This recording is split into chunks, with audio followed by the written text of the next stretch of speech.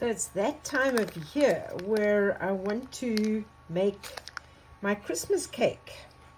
So I have my bowl and I've got two 500-gram bags of cake mix, which I had brought with me from South Africa. But it's 1 kilogram of cake mix, and I'm going to add in, this is about 150 milliliters of brandy. So I'm going to soak the cake mix in the brandy overnight, and then tomorrow I will then make my cake and I'll show you. So I've got the cake mix which will soak with the brandy. So this is an alcoholic fruit cake, and it's a very easy one to make for my Christmas cake. Okay, the fruit mix is in the bowl. Now to add in the brandy.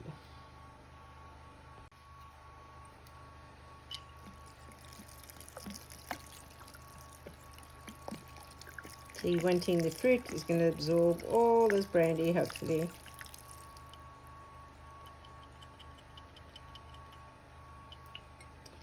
So I'll just cover that and let it soak overnight. So I thought I'd show you today how to make a really nice boozy Christmas cake. If you don't want it boozy, then use water instead of alcohol. But I had I've got 1 kilo of dried fruit mix here, which I had put to soak in a cup of whiskey. Now, the thing is, you actually only need it to soak for about 1 to 2 days. Because I had planned on making this and I got so busy, I'm now doing it 2 weeks later. So this dried fruit has been soaking in the whiskey for 2 weeks. So you're going to also need to have 2 cups of, I'm using self-raising flour, a teaspoon of vanilla extract, 1.5 cups of sugar. If you've got caster sugar, even better. I don't have that. A cup of butter, half a teaspoon of salt, and a teaspoon of ginger, teaspoon of cinnamon, teaspoon of cloves, 4 eggs, and you're going to need some baking paper, and of course your cake pan. But I'm going to be using my very big baking dish for this one. So I'm going to start off by putting in the butter. You don't want this butter melted. So I will be pummeling it with my trusty wooden spoon to soften it, because you want it to be soft, and then you add in the sugar, but you don't want it to be melted. You just want it soft. So I'm just going to break it up a bit and then add in the sugar.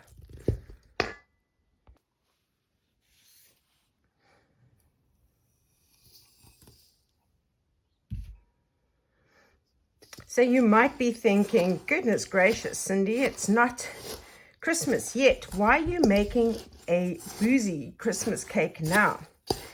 And the reason is because you want to make it now, and every couple of days you want to just pour a cupful of brandy or whiskey over the cake.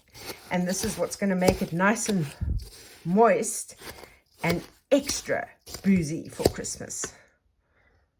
You're wanting to preheat your oven to 150 degrees Celsius or 300 degrees Fahrenheit. And then after half an hour, you will turn it down to 100 Celsius and to 150 Fahrenheit. But I've just put mine on the lowest setting of my gas oven. I'm not 100% sure what that is, and I just have to watch it carefully. But if I had an oven where I could see the temperature, that's what it would be. Next, I'm going to add in the vanilla essence, 1 teaspoon, or vanilla extract, 1 teaspoon of that. And I'll be adding the eggs in one by one and mixing well after each egg addition. So I've added in the vanilla extract, so I'm just going to mix this around.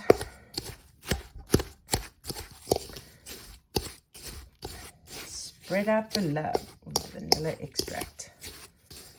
Right, you start adding in the eggs.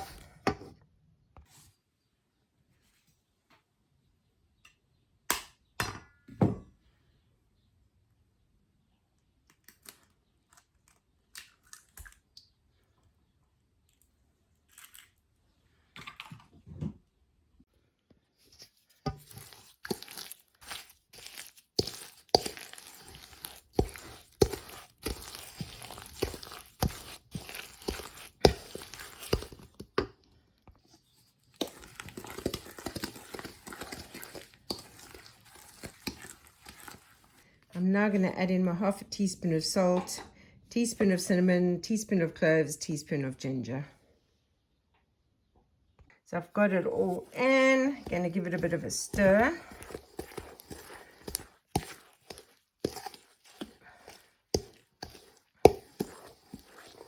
Mix it in. I'm now going to add in my 2 cups of flour.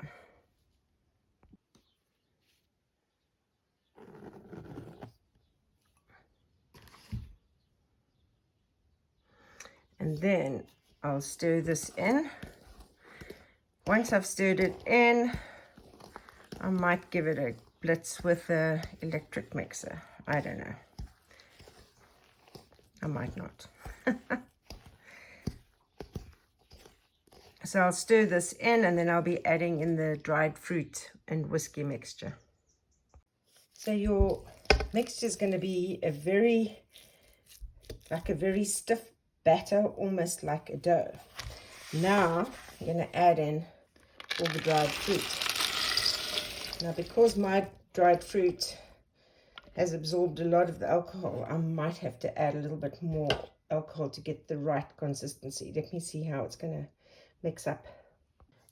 Right, this is coming up really nicely. So I just need to mix it all in.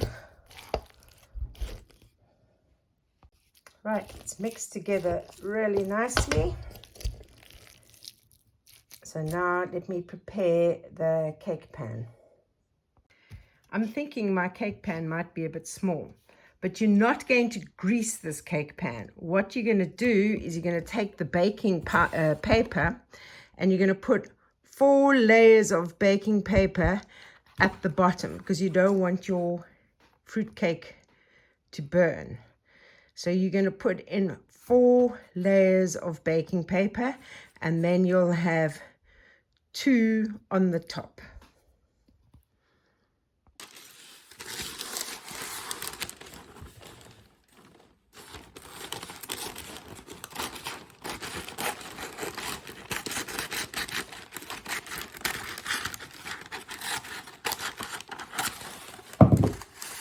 So you're going to get yourselves 4 sheets so that it covers the bottom and the sides. So you're going to line it like this. I'm going to take the others and put it in as well.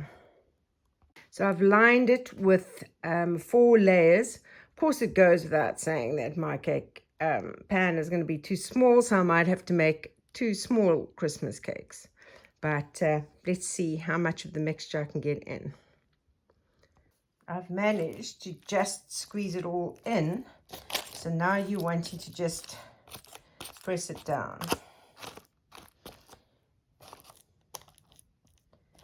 It's not a cake that's going to rise, so you don't have to worry about it being full to the brim. But you just want to make sure that it's spread evenly. My grandmother always used to make her own fruit cakes. She never ever bought Christmas cakes. And I've actually never bought Christmas cakes either. I prefer to make my own. My son won't eat them because when he was very little, I thought it was funny to tell him that raisins were flies. So he doesn't eat things with raisins. How we scar our children. Right, I'm now going to put 2 layers of baking paper on the top. So you can see I've put them quite loosely on the top. I'm not tying them down because you still want steam to be able to escape. So now it's going to go in the oven for about approximately 2.5 hours.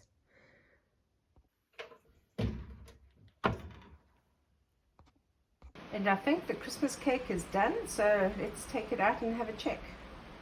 Let's just take the... Oh, it's looking very, very good. There's a little piece I suppose one can try. It's hot though. But yeah, very good. I'm going to pour a little bit of whiskey over the top of it just to soak in now while it's still hot.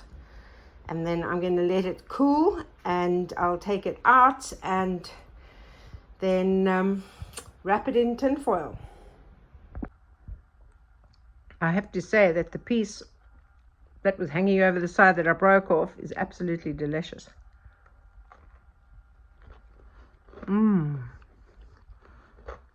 Tastes of Christmas.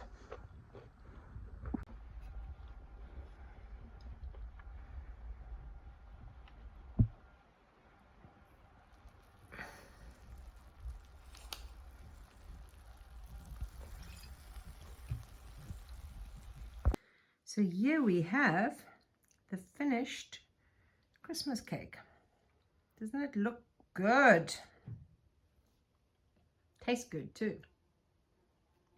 So to keep the cake nice and moist, every day, well, not actually every day, every few days, I unwrap it and then I just sprinkle a little bit of whiskey on it. And this just helps keep it nice and moist. There we go. And then that'll absorb into the cake.